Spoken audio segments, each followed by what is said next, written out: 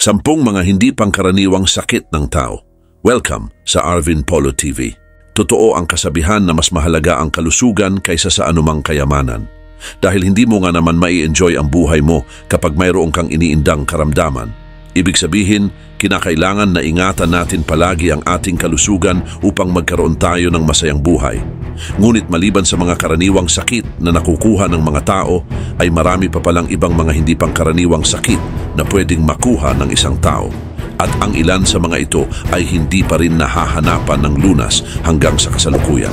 At sa video ngang ito ay aalamin at pag-uusapan natin ang 10 mga hindi pangkaraniwang sakit. Kaya naman, simulan na natin.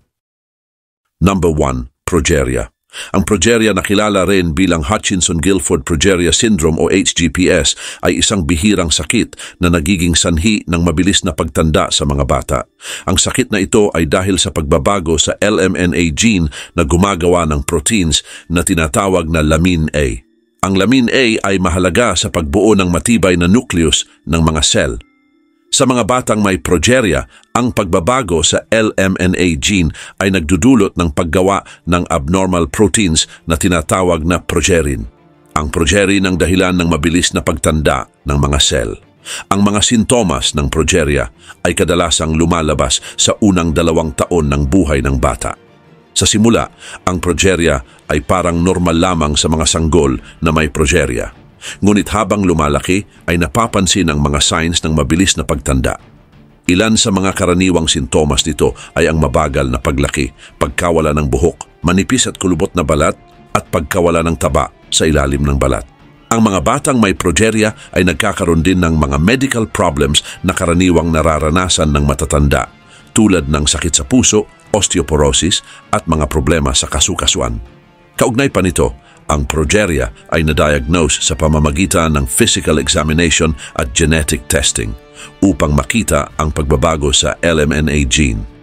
Sa kasalukuyan, wala pang gamot para sa progeria, subalit mayroon namang mga treatment na makakatulong pahabain ang buhay ng mga batang may ganitong sakit at mapabuti ang kanilang kalagayan.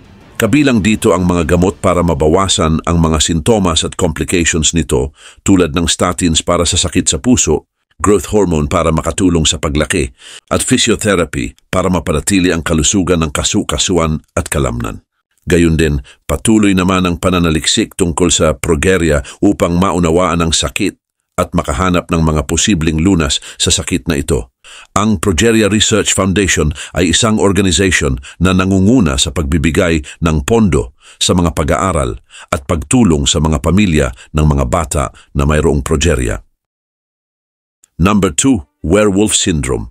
Ang werewolf syndrome o hypertrichosis ay isang bihirang kondisyon kung saan ay nasusobrahan ang paglago ng buhok sa katawan. Maaari nitong maapektuhan ang parehong lalaki at babae, anuman ang edad. Karamihan sa mga kaso ng hypertrichosis ay namamana, pero may mga kaso rin na nakukuha dahil sa iba't ibang sanhi tulad ng sakit, gamot o kakulangan sa nutrition. Ang congenital hypertrichosis ay naroroon na simula kapanganakan. Ang mga taong may ganitong kondisyon ay karaniwang ipinapanganak na may makapal at maitim na buhok sa buong katawan, kasama na dito ang mukha. Dahil dito, maaaring makaranas sila ng problema sa kanilang physical appearance at emotional health dahil sa bullying at discrimination. Samantala, ang acquired hypertrichosis ay maaaring lumabas sa anumang edad at kadalasan ay dulot ng iba't ibang dahilan. Ilan sa mga kilalang sanhi ay ang paggamit ng mga anabolic steroids, pag-inom ng ilang gamot tulad ng minoxidil at mga sakit tulad ng anorexia nervosa, HIV/AIDS, at mga problema sa endocrine system. Maaari rin itong sanhi ng mga paraneoplastic syndrome kung saan ang labis na paglago ng buhok ay sign ng pagkakaroon ng tumor sa katawan. Subalit, upang malaman kung may hypertrichosis ang isang tao, kailangan na suriin ng doktor ang kalusugan ng pasyente at tingnan ang pattern ng paglago ng buhok. Maaring mag-request ang doktor ng iba't ibang tests tulad ng blood tests at imaging studies para malaman ang posibleng sanhi ng acquired hypertrichosis. Sa mga congenital cases, maaring sumailalim ang mga pasyente sa genetic testing para malaman ang partikular na mutation na sanhi ng kondisyong ito. Kaugnay pa nito, walang permanenteng lunas para sa hypertrichosis. Pero maraming paraan para mabawasan ang labis na buhok. Ang mga pamamaraan tulad ng laser hair removal at electrolysis ay isang kilalang opsyon para sa permanenteng pagtanggal ng buhok, kahit na kailangan ng paulit-ulit na sessions para maging epektibo ito. Ang mga creams at ointments tulad ng eflornithine ay maaari ring makatulong para pabagalin ang paglago ng buhok. Sa ilang kaso, ang mga doktor ay maaaring magreseta ng gamot para kontrolin ang mga hormone na maaaring magpalala ng kondisyon. Bukod sa pisikal na paggamot, mahalaga rin ang emotional at psychological support para sa mga taong may hypertrichosis. Maaari silang makaranas ng depression, anxiety at mababang self-esteem dahil sa kanilang kondisyon. Number 3. Alien Hand Syndrome. Ang Alien Hand Syndrome o AHS ay isang hindi pangkaraniwang sakit sa utak na nagiging sanhi upang hindi makontrol ang pagkilos ng isang kamay. Karaniwan itong nangyayari pagkatapos ng pinsala sa utak tulad ng stroke, trauma o operasyon. Ang sakit na ito ay dulot ng pagkasira ng corpus callosum. Ito ang bahagi ng utak na nag-uugnay sa dalawang bahagi nito. Ang AHS ay unang nai-report noong 1908. Pero mas lalong naging kilala noong 1972 dahil sa dami ng mga bagong kaso nito. May iba't ibang uri ng AHS depende sa bahagi ng utak na naapektuhan. Ang callosal variant ay sanhi ng pinsala sa corpus callosum na nagdudulot ng hindi pagkakasundo sa pagitan ng dalawang bahagi ng utak. Ang frontal variant naman ay sanhi ng pinsala sa frontal lobe at madalas nagdudulot ng mas aggressive motion ng kamay. Habang ang posterior variant naman ay sanhi ng pinsala sa parietal at occipital lobes. Samantala, ang mga sintomas ng AHS ay iba-iba, ngunit karaniwang kasama dito ang hindi sinasadyang paggalaw ng kamay tulad ng pag-abot sa mga bagay, paghawak at paminsan-minsang pagsuntok. Ang kamay ay maaaring kumilos mag-isa at minsan ay parang may sariling intention tulad ng pag-aalis ng mga damit na isinusuot o paggalaw na parang may sinusundan. Ang mga taong may AHS ay kadalasang nagiging balisa o natatakot sa mga hindi kontroladong kilos ng kanilang kamay at maaari itong makaapekto sa kanilang pang-araw-araw na buhay.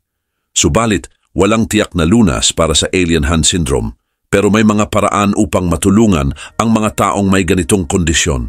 Ang occupational at physical therapy ay maaaring makatulong upang masanay ang kamay na sundin ang mga utos ng may-ari nito. Ngunit ang ilang kaso ay nangangailangan ng paggamit ng mga restraining device upang maiwasan ang kamay na gumawa ng hindi kanais-nais na kilos. Ang ilang uri ng gamot ay maaari ding makatulong upang mabawasan ang hindi sinasadyang paggalaw. Gayon din, isa sa pinakamalaking hamon sa pagkakaroon ng AHS ay ang epekto nito sa damdamin ng tao.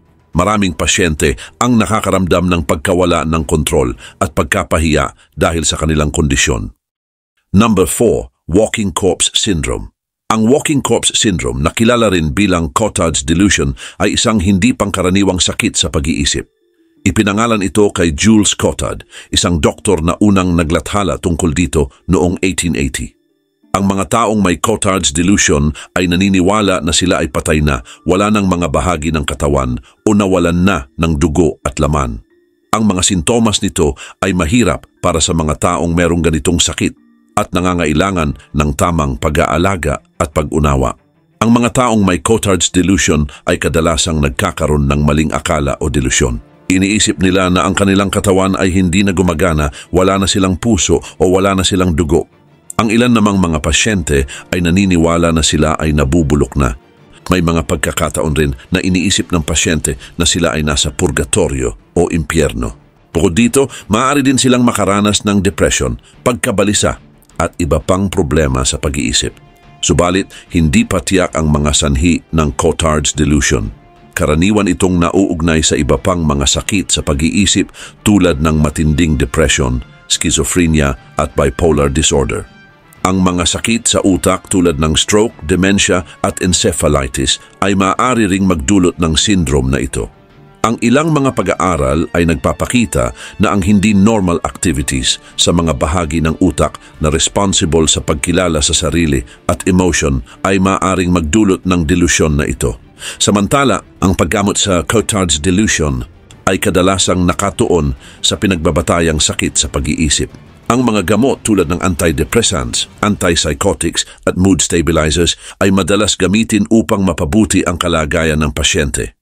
Sa ilang mga kaso, ang electroconvulsive therapy o ECT ay inire-recommend lalo na kung walang epekto sa pasyente ang gamot. Ang ECT ay kilalang epektibo sa pagpapabuti ng mga sintomas ng delusyon, lalo na sa mga kaso ng malubhang depression. Bukod sa medical treatment, mahalaga rin ang therapy tulad ng cognitive behavioral therapy upang matulungan ang pasyente na harapin ang kanilang mga delusyon at pagbutihin ang kanilang pang-araw-araw na buhay. Number 5, Exploding Head Syndrome. Ang Exploding Head Syndrome o EHS ay isang kakaibang sleep disorder kung saan ang tao ay nakakarinig ng malakas na tunog o parang pagsabog sa kanyang ulo habang siya ay natutulog o bago magising. Ito ay unang nai-report noong 1876 ni Dr. Silas Weir Mitchell. Bagaman hindi ito masakit, ito ay maaaring magdulot ng takot o kaba. Ang mga tunog na naririnig ng mayroong EHS ay parang isang pagsabog, malakas na putok ng baril o malakas na pagsara ng pinto. At kung minsan ay may kasamang maliwanag na ilaw kasabay ng tunog.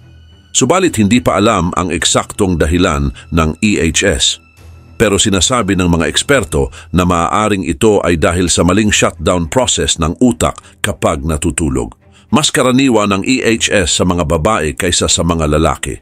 Kadalasan ay nagsisimula ito sa huling bahagi ng kabataan o sa early adulthood. May mga kaso rin na nararanasan ito ng mga bata. Sinasabi na ang stress, pagkakaroon ng sleep disorders tulad ng insomnia at labis na pagkapagod ay maaaring magpalala ng EHS. Bagaman nakakatakot ang EHS, ito ay hindi mapanganib at walang kaugnayan sa anumang seryosong sakit. Karaniwan ay hindi na kailangan ng medical intervention maliban na lang kung nagdudulot ito ng matinding kaba o problema sa pagtulog. Sa ganitong kaso, maaaring makatulong ang mga paraan ng stress management tulad ng relaxation exercises, meditation at cognitive behavioral therapy. May mga report din na nagsasabi na ang ilang gamot tulad ng calcium channel blockers, anti-seizure drugs at tricyclic antidepressants ay maaaring makatulong. Number 6, Morgellons disease. Ang Morgellons disease ay isang bihira at kontrobersyal na sakit na unang napansin noong 2000s. Ang mga taong may Morgellons ay madalas nagkakaroon ng sugat sa balat na may kasamang mga maliliit na bagay na lumalabas mula sa sugat.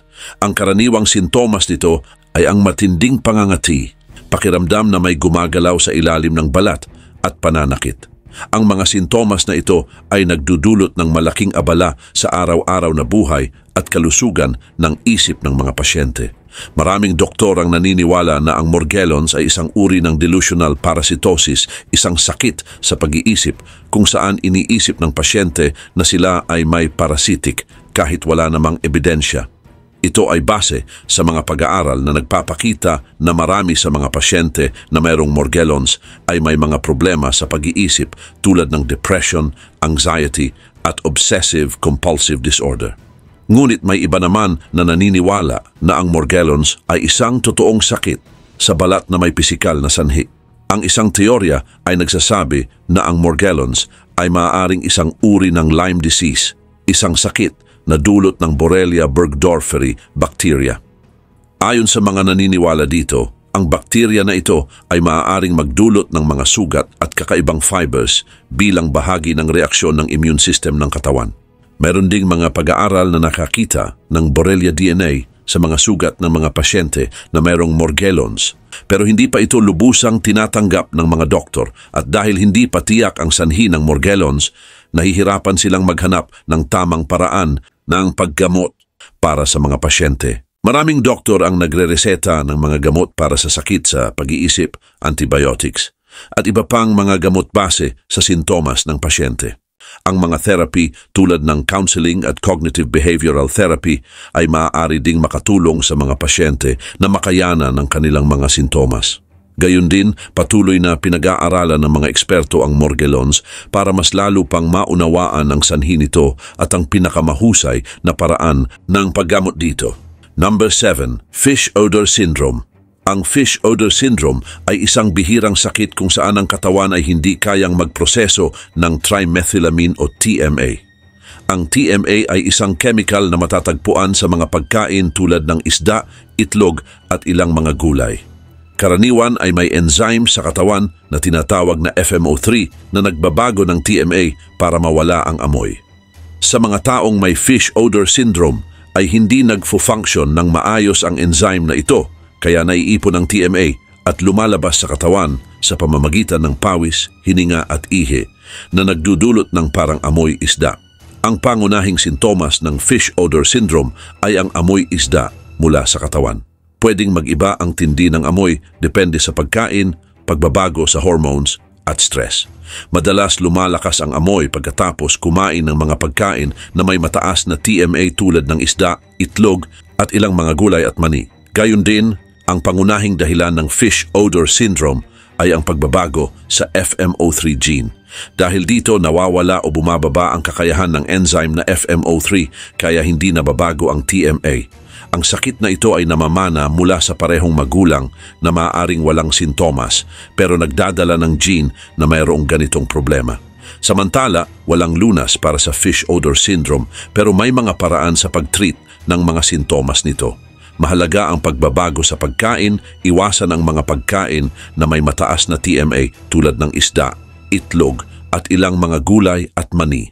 Pwede ring uminom ng activated charcoal at copper chlorophyllin supplements para mabawasan ang TMA sa katawan.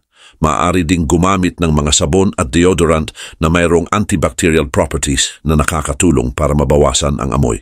Dagdag pa rito, ang fish odor syndrome ay maaari ding magdulot ng hiya, mababang self-esteem at pag-iwas sa pakikisalamuha sa ibang tao. Number 8. Kuru. Ang kuru o laughing death ay isang bihira ngunit nakamamatay na sakit. Natuklasan ito sa Fore tribe sa Papua New Guinea noong kalagitnaan ng 20th century. Ang kuru ay kakaiba dahil sa paraan ng pagkalat nito at ang mga kakaibang sintomas na dala nito. Ang kuru ay sanhi ng prion, isang protein na nagiging abnormal at nagiging sanhi ng pagkasira ng mga cells sa utak. Katulad ito ng mga prion na nagdudulot ng mga sakit tulad ng Creutzfeldt-Jakob disease o CJD at mad cow disease. Sa Fore tribe, ang sakit na ito ay kumalat dahil sa cannibalism ritual. Dahil kapag may namamatay sa tribo, ay kinakain ng kanilang pamilya ang utak ng namatay bilang bahagi ng kanilang tradisyon ng pagluluksa. Ang pagkain ng utak na nahawaan ng prion ang nagdulot ng pagkalat ng sakit. Samantala, ang kuru ay mayroong tatlong yugto, ang ambulant stage, sedentary stage, at terminal stage. Ang ambulant stage ang una nitong yugto. Dito, ang mga pasyente ay nagsisimulang magpakita ng sintomas tulad ng panginginig, hirap sa paglakad, at kawalan ng balanse. Madalas silang natutumba at nahihirapang kontrolin ang kanilang mga galaw. Sa sedentary stage naman ay lumalala na ang mga sintomas. Hindi na makalakad ang mga pasyente at nakakaramdam na ng matinding panginginig at hirap sa paglunok. Mayroon ding mga pagkakataon na hindi nila mapigilan ang kanilang pagtawa. At ang terminal stage naman, ito ang huling yugto kung saan ang mga pasyente ay hindi na makagalaw at nasa kama na lamang. Nagkakaroon sila ng matinding demensya, hindi mapigilang pagtawa at iba pang sintomas ng pagkasira ng utak. Ang kamatayan ay karaniwang dulot ng pneumonia o iba pang komplikasyon. Kaugnay pa nito noong kasagsagan ng kuru noong 1950s at 1960s, maraming tao mula sa Fore tribe ang namatay taon-taon. Ang pag-aaral ni Dr. Carlton Gajdusek sa sakit ay nagresulta upang makilala ang prion diseases. Ngunit dahil sa pagtigil ng ritualistic cannibalism ay unti-unti ding bumaba ang mga kaso ng kuru at sa ngayon ay halos wala ng ganitong uri ng kaso. Sa kabilang banda, ang pag-aaral sa kuru ay nagbigay ng malaking ambag sa science ng neurology at infectious diseases. Ang pagkakatuklas sa prion theory ni Dr. Stanley Prusiner noong 1982 na nagdulot sa kanya ng Nobel Prize noong 1997 ay naging mahalaga sa pag-unawa hinggil sa mga prion diseases. Ang mga pag-aaral mula sa kuru ay nakatulong din sa pag-develop ng mga paraan upang maiwasan ang pagkalat ng prion diseases sa mga hayop at tao at nagbigay din ito ng mahalagang kaalaman tungkol sa mga neurodegenerative diseases. Number 9. Three-Man Syndrome. Ang Three-Man Syndrome o Epidermodysplasia verruciformis o EV ay isang hindi pangkaraniwang sakit sa balat. Nagdudulot ito ng paglaki ng balat na parang kahoy o balat ng puno. Natuklasan ito noong 1922 ni Lutz at Lewandowski. Ang pangunahing sintomas ng EV ay ang pagkakaroon ng mga flat warts, mga kaliskis sa balat at mga sugat na maaaring maging cancer. Ang sanhi ng EV ay dahil sa mutations sa genes na EVER1 o EVER2. Ang mga mutations na ito ay nagdudulot ng problema sa immune system ng katawan sa paglaban sa human papillomavirus o HPV. Ang HPV ay isang uri ng virus na karaniwang nagdudulot ng wart, pero sa mga taong mayroong Treeman syndrome, ang virus na ito ay nagiging sanhi ng malubhang paglaki ng balat. Samantala, ang mga sintomas ng Treeman syndrome ay karaniwang lumalabas sa pagkabata at lumalala habang tumatanda ang isang tao. Ang mga tao na mayroong Treeman syndrome ay nagkakaroon ng makapal, magaspang at makaliskis na balat na parang balat ng puno. Kadalasan ay nagkakaroon ng ganitong sakit sa kamay at paa. Bukod sa pisikal na sintomas, ang sakit na ito ay nagdudulot din ng emotional stress dahil sa kakaibang itsura ng balat. Ang mga sugat na ito ay may mataas na posibilidad na maging cancer, kung kaya't kailangan ng regular examination at pagmo-monitor. Subalit, wala namang tiyak na lunas para sa Treeman syndrome, pero may mga paraan para makontrol ang mga sintomas nito. Karaniwang ginagamit ang mga gamot na topical at oral retinoids tulad ng acitretin at isotretinoin upang pabagalin ang paglaki ng mga sugat. Maaari ring gamitin ang mga antiviral medications at immune response modifiers upang pigilan ang pagkalat ng HPV. Sa ilang kaso, kinakailangan ng operasyon para alisin ang mga malaking warts at sugat, pero madalas din itong bumabalik matapos ang operasyon. Sa kabilang dako, mahalaga naman ang pagkakaroon ng suporta mula sa pamilya, kaibigan at mga health professionals para sa mga taong mayroong Treeman syndrome. Dahil hindi lamang pisikal na hamon ang dulot ng sakit na ito, kundi nakakaapekto rin ito sa emosyon ng isang tao na may ganitong sakit. Number 10, pika. Ang pika ay isang kondisyon kung saan ang isang tao ay kumakain ng mga bagay na hindi naman pagkain at walang sustansya. Halimbawa, ang taong may pika ay maaaring kumain ng papel, dumi, buhok, sabon, yelo at iba pa. Kadalasan ay nangyayari ito sa mga bata pero pwede rin sa matatanda. Ngunit hindi pa tiyak kung ano ang sanhi ng pika, pero may ilang paliwanag na nagsasabing ito ay dahil sa kakulangan sa nutrition, mga problema sa pag-iisip o mga kaugalian ng kultura. Isa sa mga paliwanag tungkol sa sanhi ng pika ay ang kakulangan sa mga sustansya tulad ng iron at zinc. Ipinapakita ng ilang pag-aaral na ang mga taong may pika ay madalas may anemia o mababang antas ng mga sustansyang ito sa kanilang dugo. Maaaring sinusubukan ng katawan na punan ang kakulangan na ito sa pamamagitan ng pagkain ng mga hindi pagkain. Subalit, hindi lahat ng kaso ng pika ay dahil sa kakulangan sa nutrisyon. Mayroon ding mga problema sa pag-iisip na maaaring magdulot ng pika. Madalas itong nauugnay sa mga kondisyon tulad ng Obsessive-Compulsive Disorder o OCD, schizophrenia at Autism Spectrum Disorders. Sa mga ganitong kaso, maaaring paraan ito ng pagharap sa pagkabalisa o stress. Ang ibang taong may pika ay nakakaramdam ng kasiyahan sa pagkain ng mga hindi naman talaga pagkain. Kaya patuloy nila itong ginagawa. Maliban pa rito, maaari ding maimpluwensyahan ng kultura at lipunan ng pika. Sa ilang kultura, normal lang ang pagkain ng ilang bagay na hindi pagkain. Halimbawa, may mga kultura na kumakain ng clay o lupa bilang bahagi ng ritual sa pagpapagaling o paniniwala sa kalusugan. Sa ganitong mga kaso, hindi itinuturing na sakit ang pika kundi bahagi ng kultura. Gayon din, ang diagnosis ng pika ay batay sa mga sintomas at kasaysayan ng pasyente. Nagtatanong ang doktor tungkol sa mga kinakain ng pasyente at gaano kadalas at gaano katagal nila itong ginagawa. Maaari ring magsagawa ng blood test para malaman kung may kakulangan sa nutrition. Sa ilang kaso, maaaring gumamit ng X-ray para makita kung may mga bagay sa loob ng tiyan o bituka na maaaring magdulot ng problema. Ang paggamot sa pika ay depende naman sa sanhi at kalubhaan ng kondisyon. Ngunit kung dahil ito sa kakulangan sa nutrition, pwedeng magbigay ng mga supplements tulad ng iron at zinc para mabawasan ang pagnanasa sa bagay na hindi naman pagkain. pwede ring makatulong ang paggamot sa mga problema sa pag-iisip. Ang Cognitive Behavioral Therapy o CBT ay isang paraan para matulungan ang pasyente na baguhin ang kanilang pag-uugali.